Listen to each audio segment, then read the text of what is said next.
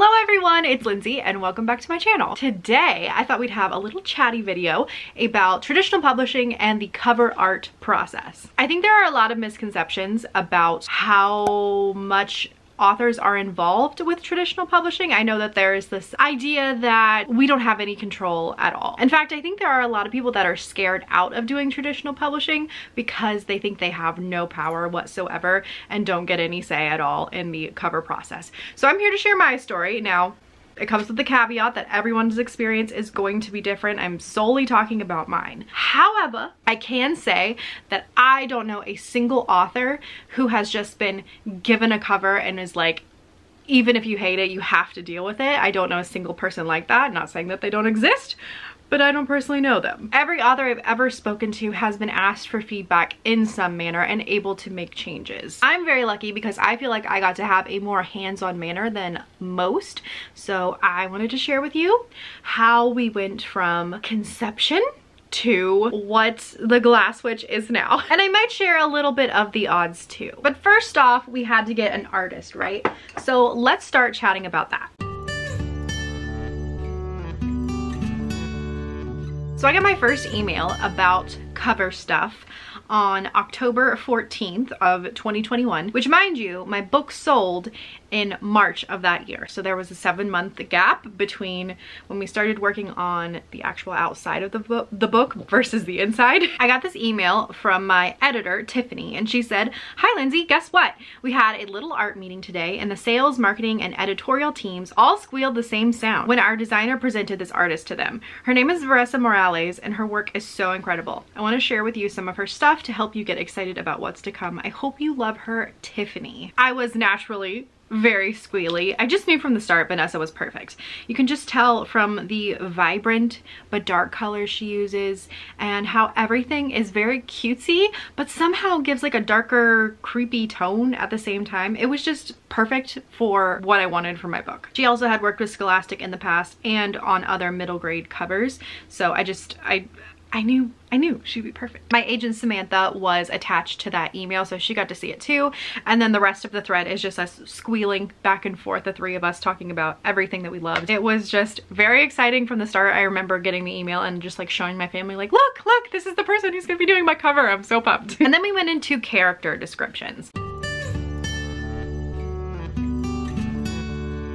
So I got another email from Tiffany just a couple days later asking if I would be able to work up some descriptions for the main characters in the book. So Addie, Fatima, Rosie, and the Witch Hunter, just in case those characters were to make it on the cover. So the next day I spent putting together a physical description of all of my main characters and a little bit of their personalities and then some pictures that I got online. For Adelaide, my main character, I said that she was a white, chubby 12-year-old with a pear-shaped body, frizzy, shoulder-length orange hair, round glasses, freckles, usually wears baggy jeans, dirty sneakers, and a blue hoodie. Funny enough, if you read the book, you know the one that she's actually wearing in the story has Gordon Ramsay's face on it with like a meme, and like I think for obvious reasons we couldn't put that on the cover. And then I also mentioned she has a faint green glow around her body for most of the story. I also put a picture of Ermengarde Ermengarde, I always say it like that, a picture of Ermengarde from The Little Princess, the actress, because this is kind of how I always conceptualize Addie in my head a little bit. Like, she's the closest actress that I saw to her,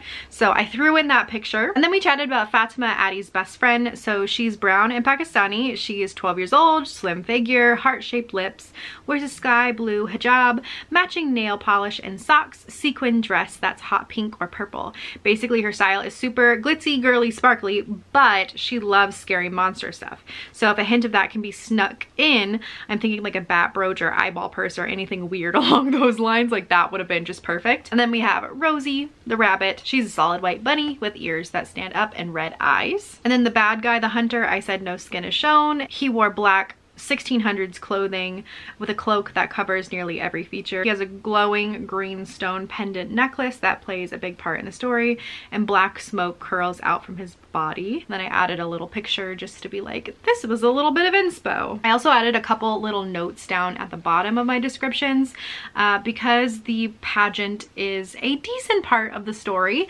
I said if we wanted to push the pageantry aspect, and Addie and Fatima could both be wearing like halogen Halloween themed pageant crowns, sashes, or costumes. And I didn't personally really care about that, but I was like, you know, that is a thing that maybe Vanessa wouldn't know because she hasn't read the book herself, but that, you know, pageantry is a part of the book, so she could add that in if she wanted to. And then I also left a small note at the bottom talking about how it was very important for me for Addie to be plus size and have that representation on my cover. And then I got my first look of a cover sketch on November 4th of that year.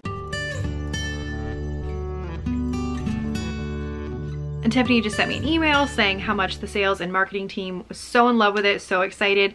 It wasn't finished. They were going to play a little bit more with the composition and the typeset, but that they were pumped. Like, the whole team was really excited. This is obviously just a sketch, so a lot changed. But the two biggest things I think that we saw change was Addie herself. As you can see, she doesn't look very plus sized in this sketch, and I didn't even have to. The team themselves at Scholastic asked her to add more weight. And Rosie's animation, now I really love the animated version of Rosie in this sketch. I think it's so fun and so cute.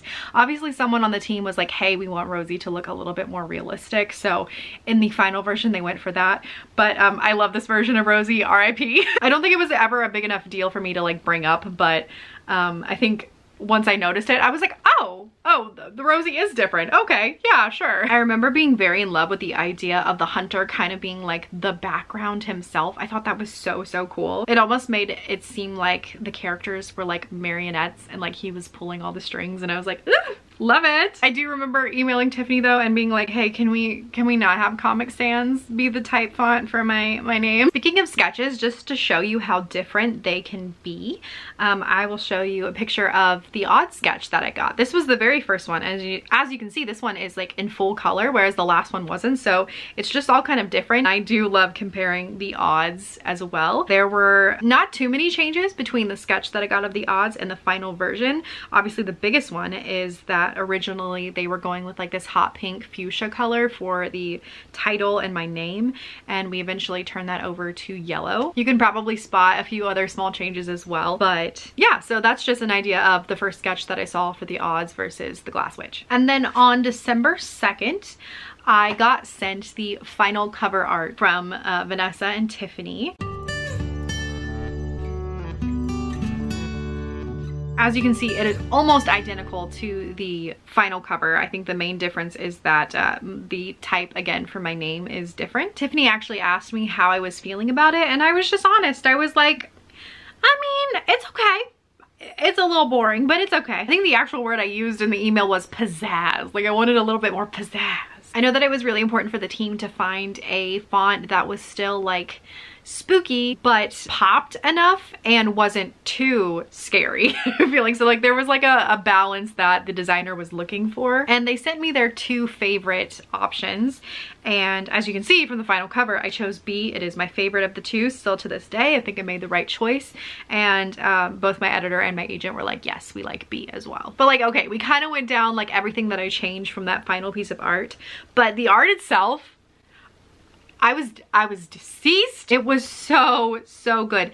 It was like somehow exactly what I wanted, but like so much better than I could have conceptualized myself. The characters just came to life so much more once they were fully in color and fleshed out. I love the spooky details with Fatima. I mean, she really went for it, and it just makes me so happy because it just fits Fatima so well. I loved the colors. I think from the concept art, with it being black, white, and a little bit of green, I just assumed that green was going to be like the main color of the book, and it wasn't. It ended up being like a dark blue, and I never thought of that. I always thought we were going to go with like a green or a purple or an orange if I had to guess, but the blue worked so well.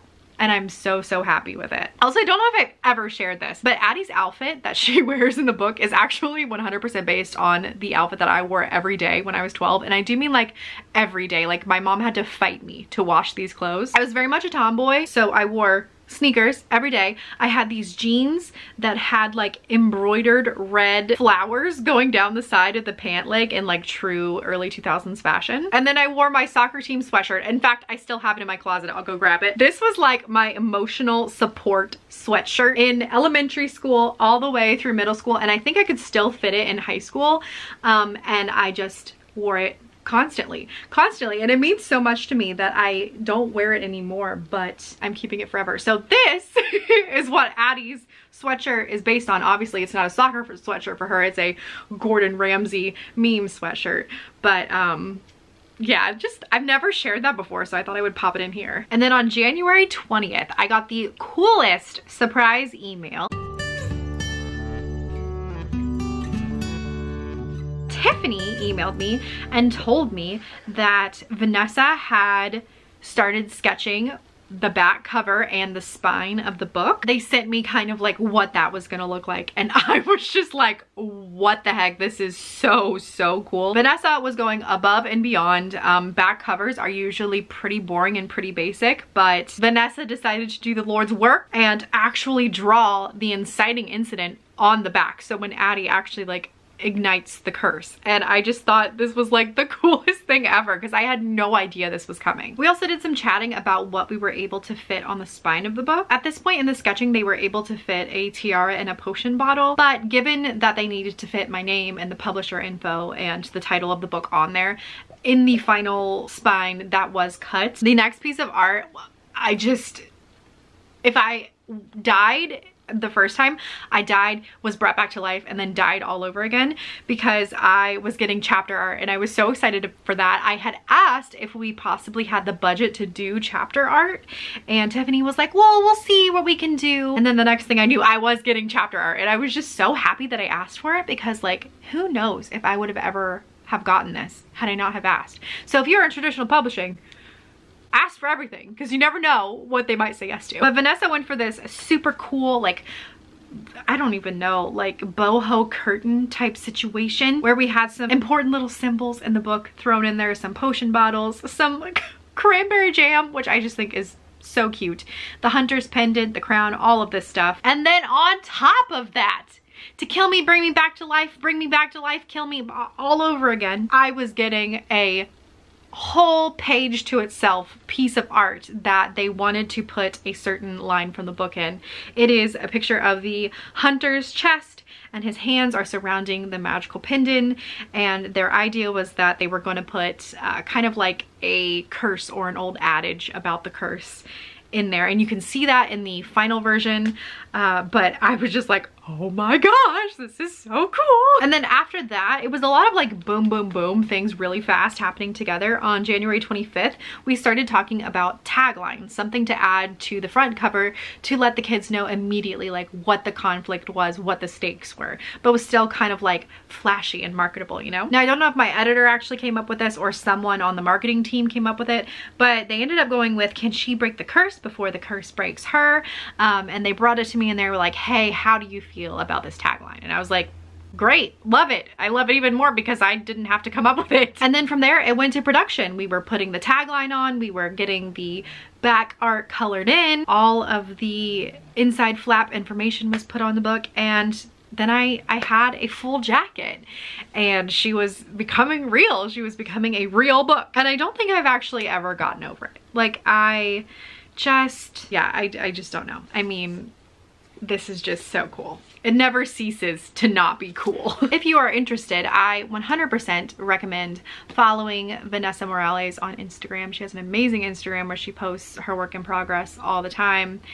She does take commissions as well. She's currently closed, but keep an eye out because like if you want something beautiful like this or this, you can actually get it. Like, wild. I don't know if they'll ever watch this, but like, huge thank you. I literally owe my soul to Stephanie Yang, my cover designer, and of course Vanessa Morales, the cover artist, and like the whole sales and marketing team that really like busted their hump to get this to be so incredible. And that was it. That was from the first ideas to the final cover. Let me know if you guys have any questions about the whole cover art process, and I hope you guys enjoyed. So thank you so much for watching. Don't forget to like and subscribe, and as always, the Glass Witch is available for order and the Odds is available for pre-order. Links are always down in the description. So excited to be here with you guys, and can't wait to see you in the next one. Bye!